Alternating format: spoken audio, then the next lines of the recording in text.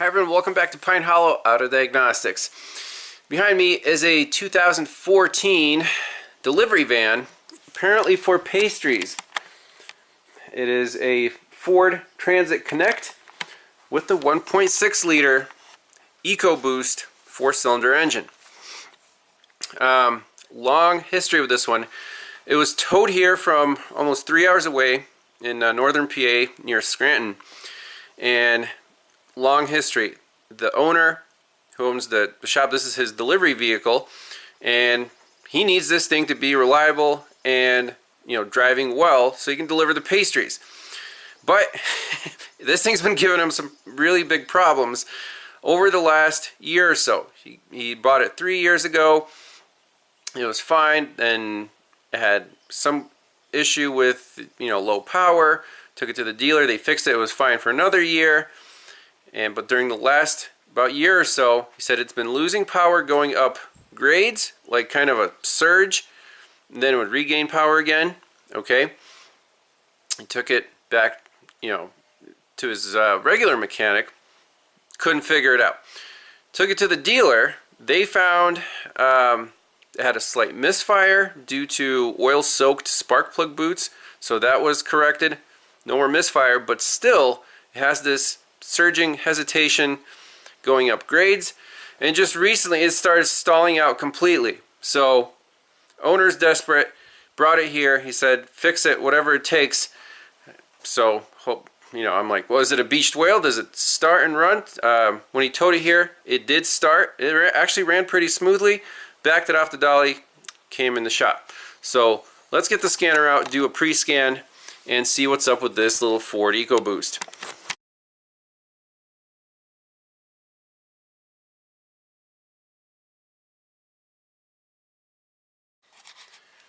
Alright, so you see the mileage there, 109,000 miles. And I know that these 1.6 liter turbocharged EcoBoost engines are not really known for going the distance, especially in a heavier vehicle like a van. They are known to basically blow head gaskets, the coolant gets into the cylinders, it's a mess, and then you need a whole new engine because you can't really repair that. The block gets deformed, it's all thin aluminum, and then you put a turbo on it, well, guess what happens? But anyways, this one doesn't seem to use coolant. The owner said he never has to add coolant, and it ran pretty smoothly on a cold start, so that's promising. Let's take a look at the owner's notes and go from there. Okay, so this is great. The owner has been logging instances where this van has had problems. He said intermittent problem past 6 months and becoming more frequent. So just during the last month, we have a bucking then stall scenario at highway speed, crazy, and it was actually cold and rainy. Stall, bucking, highway speed, self-corrected after releasing the gas pedal. So this is, getting warmer. Outside temperature. Check engine light turned off. Speed 30 miles per hour. Smooth surface turned on in 30 seconds. Engine began to stall. Idle in gear. Shifted to neutral. Self-corrected. Engine default 2 times. Highway speed. Park idle tach jumps around when parked. Okay. Then stalled 2 more times. Keep stalling. Stalled at stop sign. Felt like it slipped out of gear, then re-engaged within 2 seconds. Uphill about 20 miles per hour. It was getting warmer, 70 degrees. Bucking, turned off engine, self-corrected. Key switch stuck. In park, put transmission neutral, tried several times, then it started. Engine kept cranking without holding the key. Engine would not fire up. This was just last week. So like I said, it's been to an independent shop and the dealer. So let's see, this was from last year, from August. It had a P0035 turbocharger supercharger bypass valve A control circuit high, not current. What parts were replaced? Let's jump under the hood and see. There were some sensors replaced, and unfortunately they were not OEM. So after the most recent trip to the dealer, after they fixed that spark plug whatever boot problem, they said they couldn't diagnosed the surging issue, they recommended replacing the turbocharger to the tune of $3,000. Ouch. So the owner took it back, took it to his independent shop, and then they fired some sensors at it. 3 parts. The map sensor right here. That's a standard motor products unit. Then there's another pressure sensor, a boost pressure sensor, lives somewhere on the intercooler. Now I'm not exactly sure where it is, but they gave me the part number, also standard motor products. And finally this boost control solenoid, which I don't know where it lives, but that was a dormant. So we have 3 aftermarket sensors on here. Keep that in mind. Now let's scan it for codes and start the diagnosis. Alright, so I did a full code scan and saved it.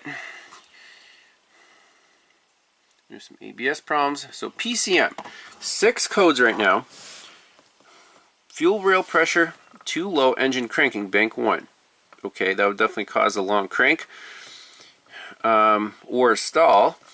Map, manifold absolute pressure, circuit range performance error. So whenever you see a range performance error code, don't get too excited about that. That could mean there's an underlying issue and the computer doesn't see the reading that it wants to see. And then it says, well, we're gonna partially blame the sensor. It might be a bad sensor that's not reading appropriately, but usually that is an indication of another fault. So codes like that, and it's not a circuit code, it's a range performance error, so we're not going to worry too much about the map for now. But that was replaced with an aftermarket part. Engine coolant temperature sensor 1, circuit intermittent erratic. Okay, that that could be a bad coolant temperature sensor. It's a Ford. We've seen that before. And that could also cause the engine to run poorly if the coolant, if it thinks that the coolant temperature changed drastically, it could affect the fuel map. Sensor circuit low voltage bank 1 sensor 1. Okay, that's very important. That's the main sensor that controls the ratio of air to fuel. Sensor signal biased stuck rich bank 1 sensor 1.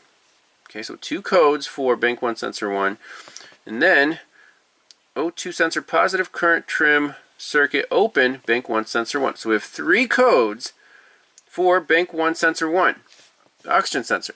That hasn't been replaced, I don't think. So those are the codes we have. Let's jump into OBD2 data, because OEM data has like 300 data PIDs. We just want to look at the basics first.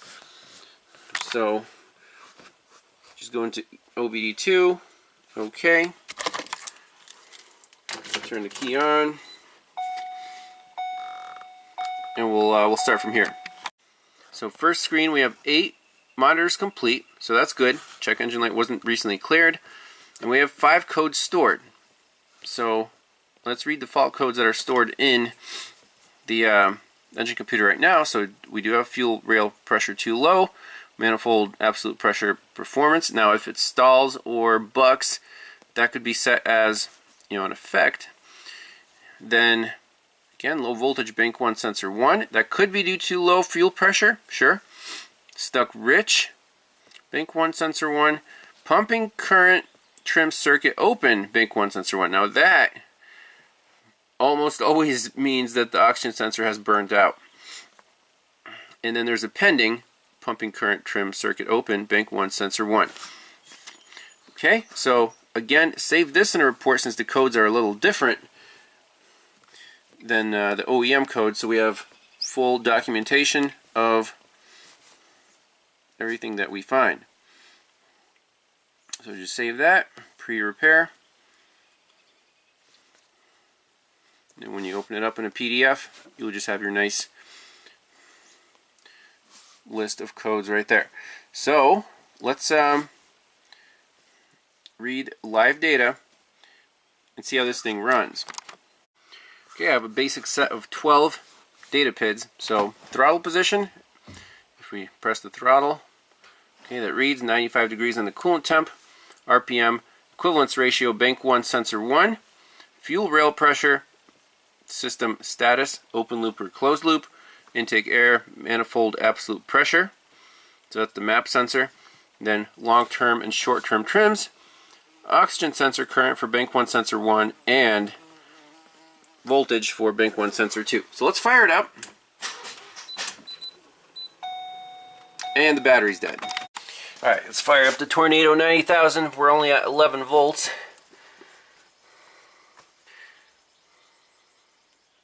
Wow, the battery's only accepting 3 amps. That's not good. I mean, it has been sitting for a little while. 12.5. Let's see if it'll start up.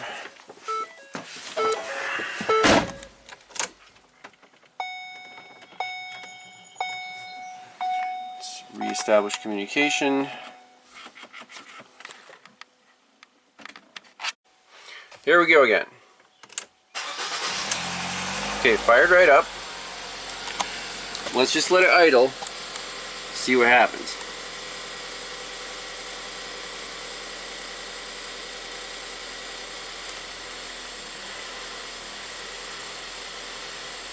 It's kind of surging a little bit.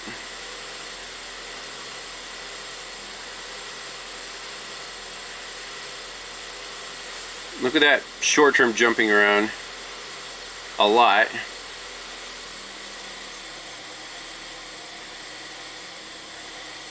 It seems to be correlated with the oxygen sensor current. Let's rev it up a little bit.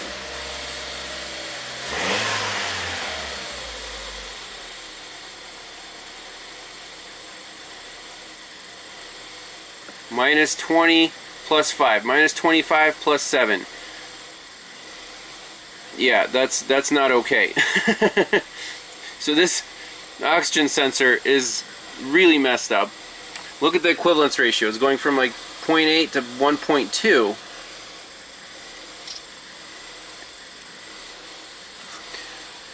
So I got a screenshot of that.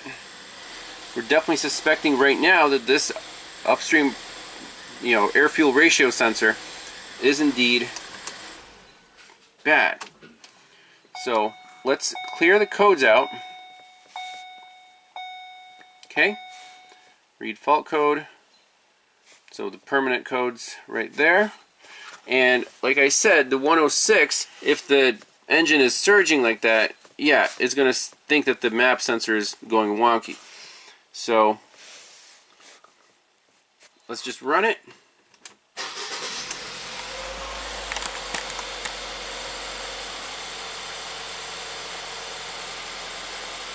And the owner did say that the RPMs were fluctuating.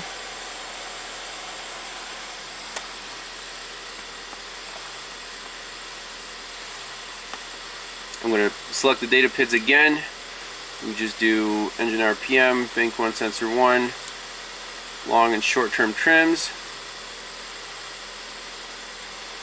You want fuel system 1 status, commanded equivalence ratio.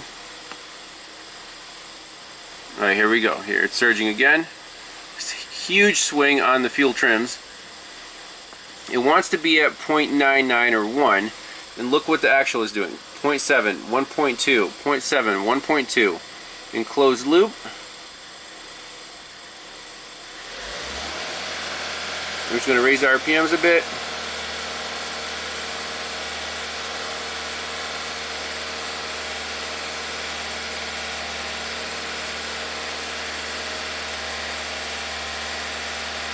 It seems to be pretty smooth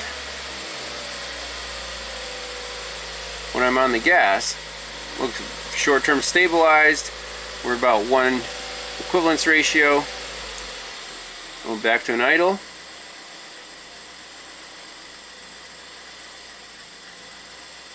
Starting the big swings again.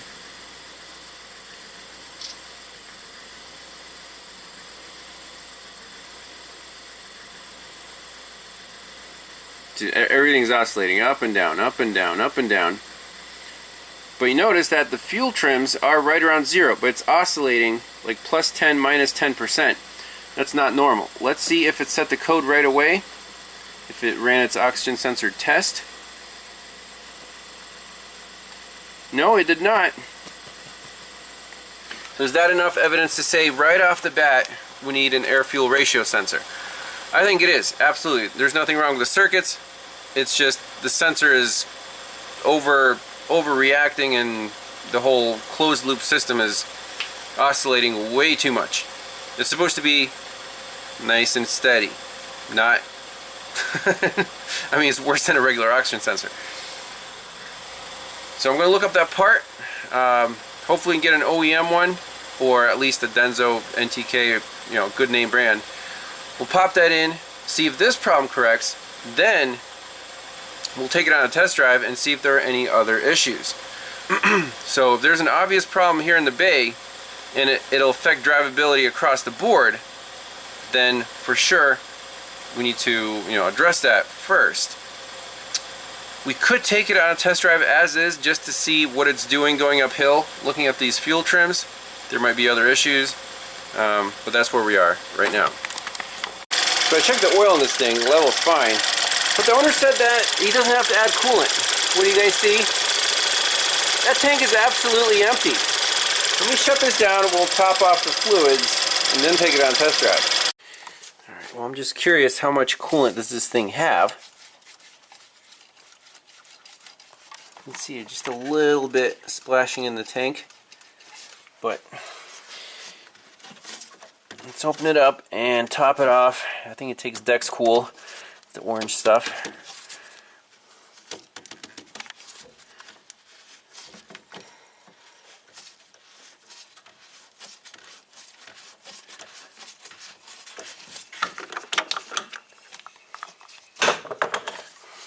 Alright. So actually it didn't take much. It was mostly full in the system, but this is about a little over a quart to bring it up to max. Now we can take it for a spin. Okay, everything's looking okay. Look at engine coolant temp. It's going from 120 to 140. That's not okay. Fuel rail pressure is fine. Intake manifold pressure is fine. It was doing this weird, you know, the oscillation due to the suspected bad bank 1 sensor. Yeah, coolant temp is all over the place.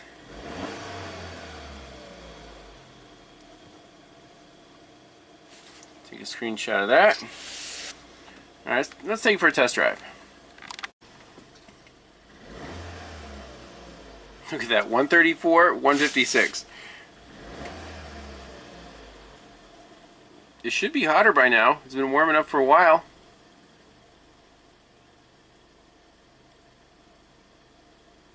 Alright, let's take it on the road. Alright, so coolant temp is reading almost 180, but with steps. Right now it's pretty smooth and happy, so let's go acceleration.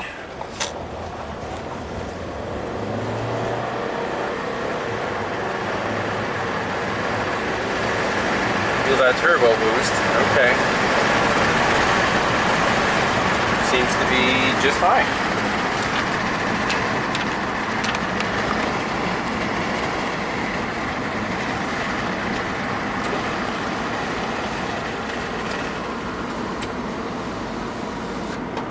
Okay, get more throttle.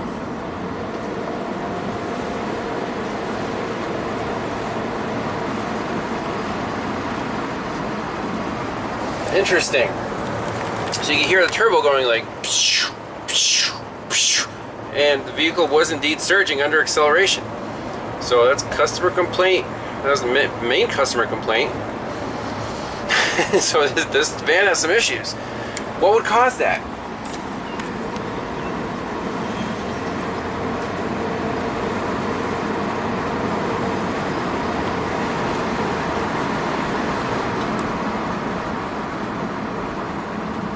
You can see when it's supposed to be just holding boost, it's not.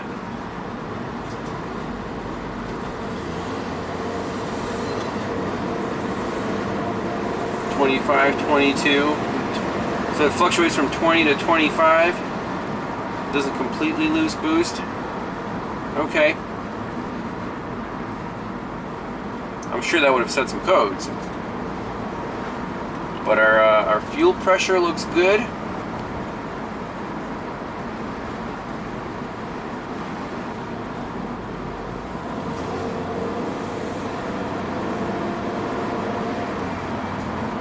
Okay, interesting symptoms. So the turbo can work, but it's not being commanded to spool, or something on the control side is messed up. Alright, I'm just going to hold it at half throttle and you'll hear the turbo. That's not me playing with the gas. That's just the van.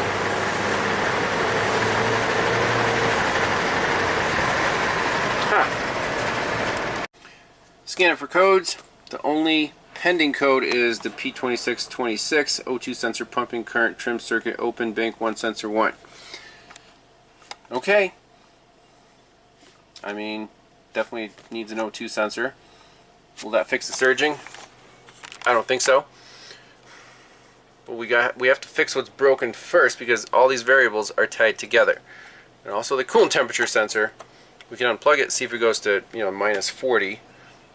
But it also needs a coolant temperature sensor. Alright, now in OEM scan data, I want to look at, well, first you can see the cylinder head temperature sensor is showing 200 degrees Fahrenheit, and the coolant temp is showing 165, so that's bad.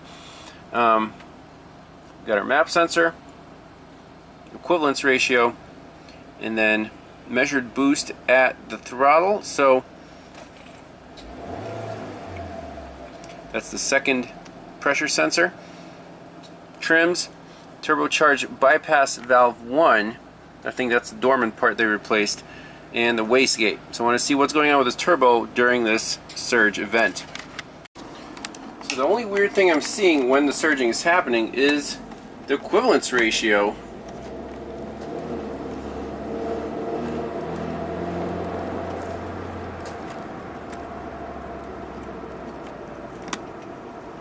Is jumping too much. It should stay around 1. It's like 0.9 of 1.1.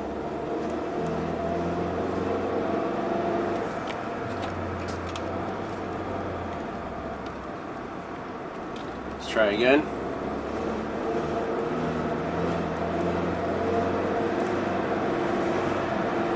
See 0.9, 1.1. So yeah, the oxygen sensor is the first thing we have to change to rule out that variable. Then we'll go from there. Very interesting. I'm just coasting. Minus 30% in the short term. Their equivalence ratio was stuck rich.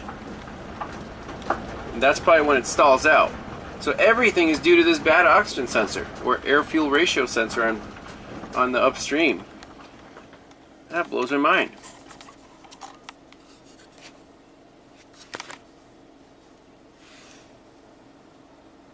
Short term, minus 25.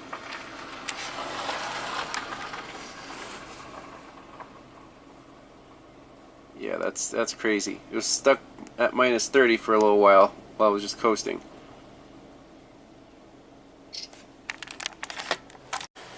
So now I'm going to shut the engine off, leave the lights on, and we'll see how fast this battery voltage drops.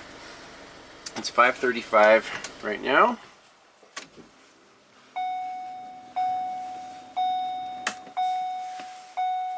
Let's see.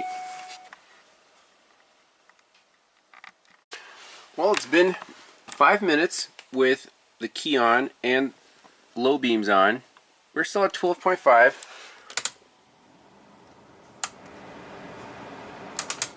Things seem to still be working.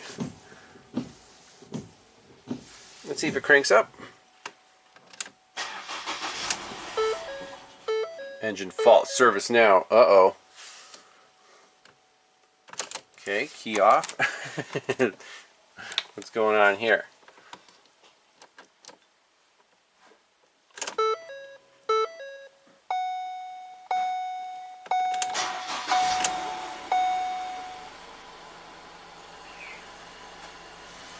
Okay, back up to 15. Let's scan it for codes. Well, let me see how fast it goes in the closed loop first. Yep, short term is back online. Okay, so wonder what that engine fault was all about.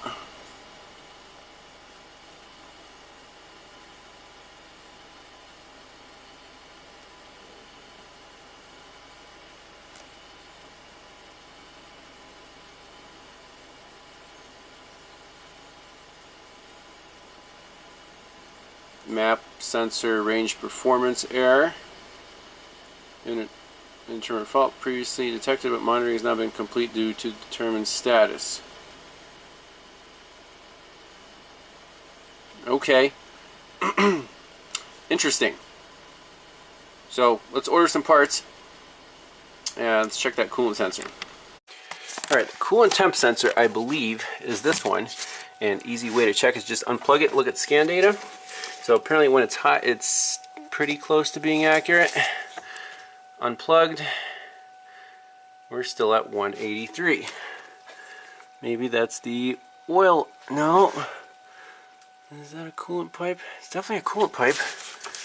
Is there oil in this?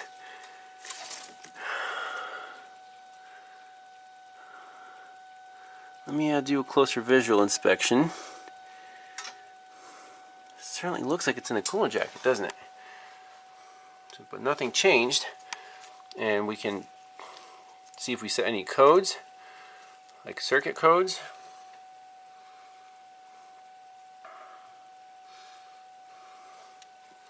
So I unplugged the air intake temp sensor on the air box, removed that, and then unplugged that mystery sensor. Oh, IAT ECT sensor 1 circuit high.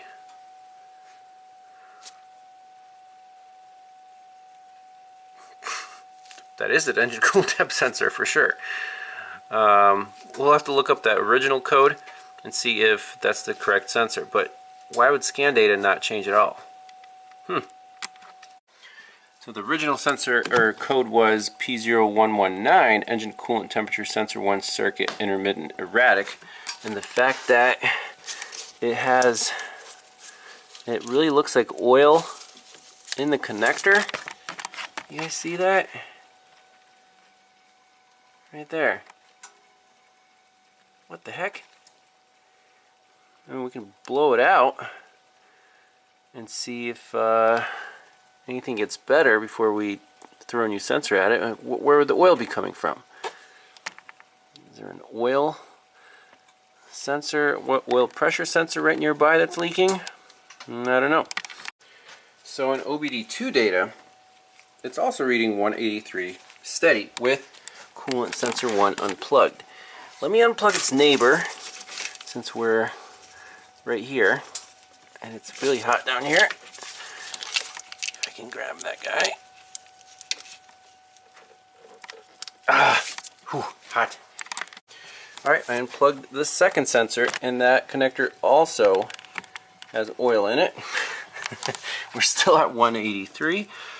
Let's see if we set any other trouble codes.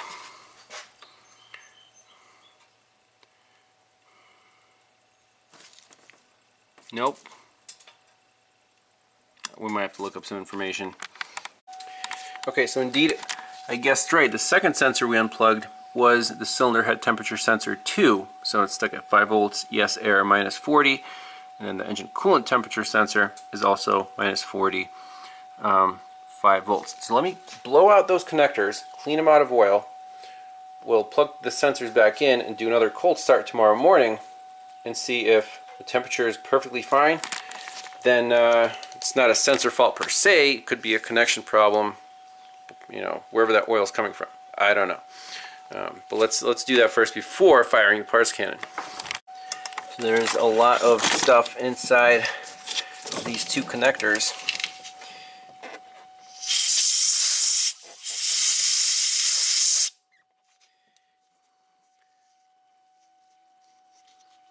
I don't think it's coolant. I think it's engine oil wicking up through the harness or something. Yeah, we'll blow this one out.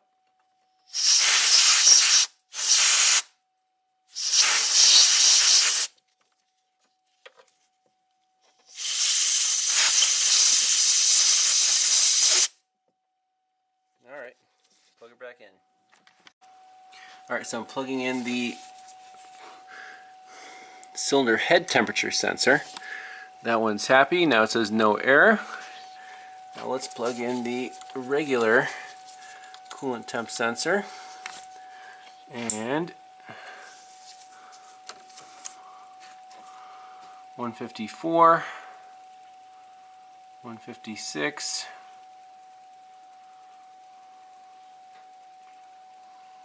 So it still says yes, error.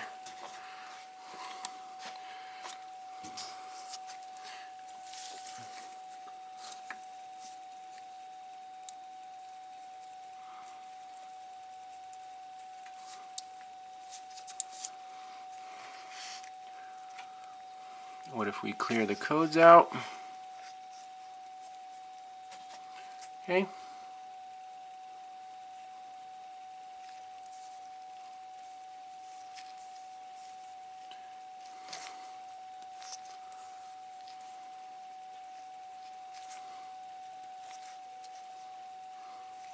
Okay, no error, no error. Alright, so if that fixes it, then that's a win for the customer. We order an oxygen sensor, and for now, I think that's the only part we need. Okay, so I ordered a brand new Denso air-fuel ratio sensor. Should be here tomorrow, but for now, I just want to unplug the upstream, and this thing is absolutely buried. Ford style, you got wires and hoses. It's a rat's nest under the cowl. But I did manage to get it loose, so we'll be ready to install the new one tomorrow. And I don't know if I can even zoom in on it.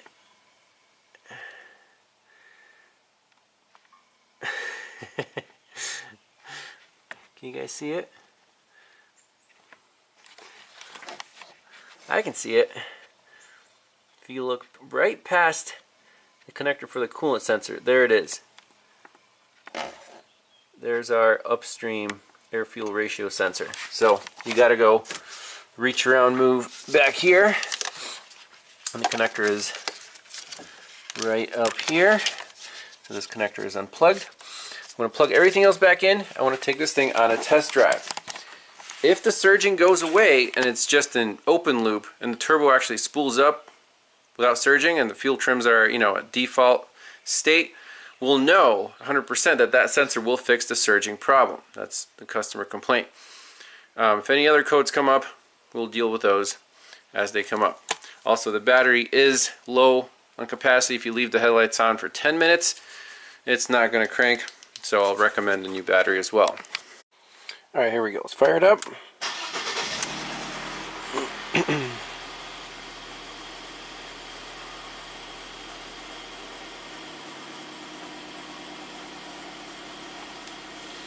So cylinder head temp and coolant temp are now pretty close and stable. 120. It's not jumping around like plus or minus 10 degrees. That's good.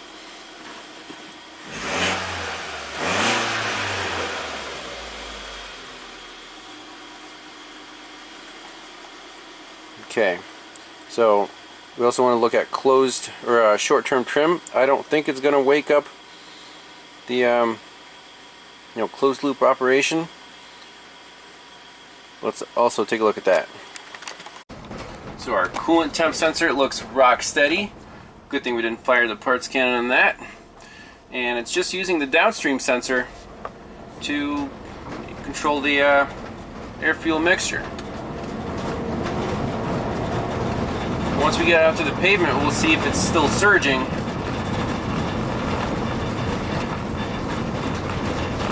Under load. Everything looks pretty normal now. So it's interesting to note it's commanding 14.2 to 1, so slightly rich to make this thing not blow up. Everything's looking pretty normal. Let's accelerate, see if there's any surging.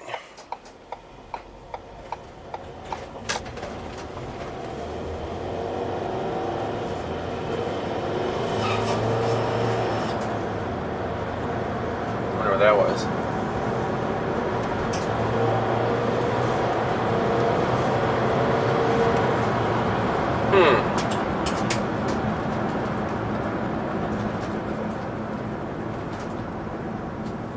Let's try again.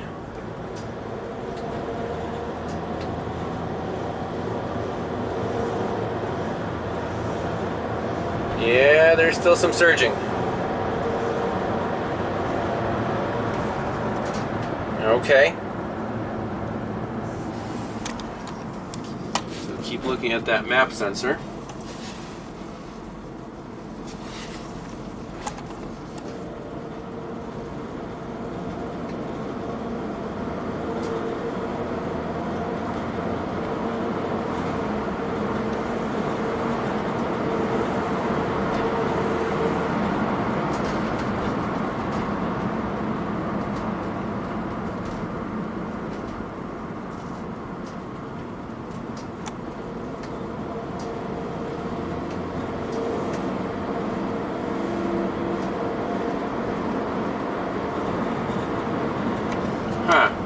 You notice the downstream sensor is at 0 now,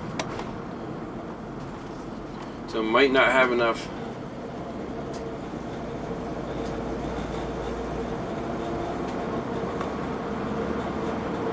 Oh, drop back down to 0.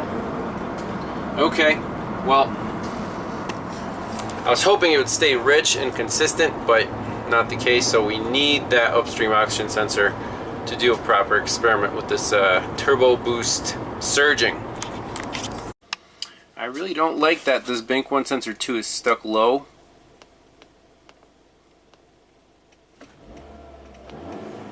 I can't force it high with the gas pedal.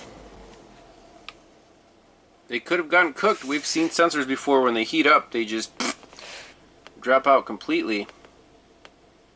So right now the car has absolutely no feedback for fuel delivery.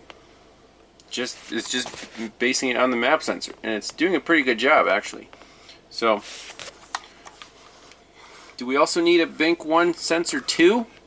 Did that one get cooked by the upstream? It's not a bad idea to replace both at the same time. We'll start with the upstream, and then we'll see what the downstream does, and then we'll go from there.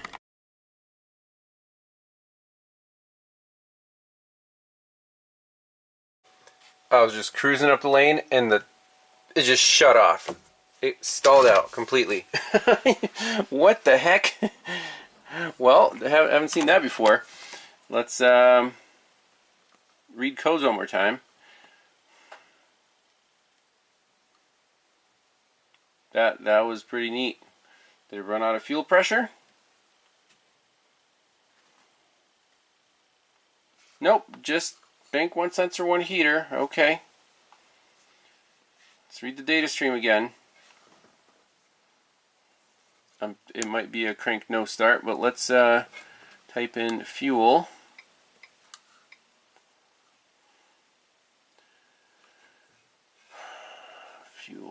Fuel. Desired pressure.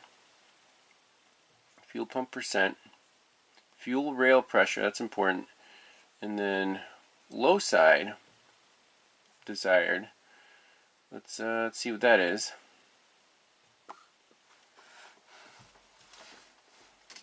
Okay, it's fired up.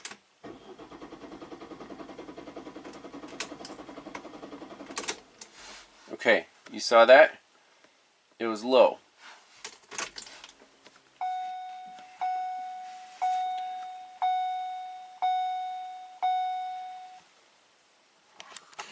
So look at this right here, and it just fires right up. Wow. How crazy was that? Well, let me at least get off the lane here. So there's going to be more to this car.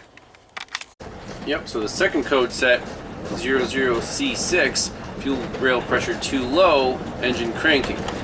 That makes sense. Why was the fuel pressure too low? The low side was good, the high side was low. It would be a bad high pressure pump. There's no circuit code. If we're going to plug the high pressure pump solenoid, that would set a code. So is the pump solenoid failing internally? I don't see any other reason to lose high side pressure.